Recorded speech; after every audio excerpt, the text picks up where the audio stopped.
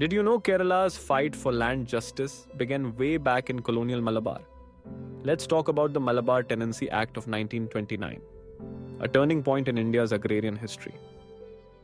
Under British rule, Malabar was part of the Madras Presidency. Landlords called Janmis were treated as absolute owners.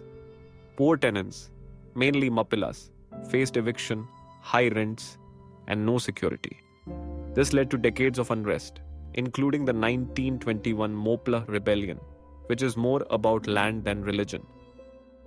Reformers like Manath Krishnan Nair and William Logan raised their voices. After pressure, the British passed the Malabar Tenancy Act, officially in 1930, debated since 1929. Goal of the act was to protect tenants from exploitation and provide land rights. Key provisions of the Malabar Tenancy Act 1929 includes fixity of tenure. Long-term tenants couldn't be thrown out easily. Minimum lease term 12 years. Fair rent fixed as a share of produce. No more random hikes. Eviction only allowed for personal cultivation or genuine construction. Tenants got receipts, legal rights, and compensation for land improvements.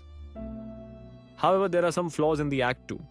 Landlords misused personal cultivation to evict tenants. Not all tenant types were protected. Power imbalance and weak enforcement limited the act's success.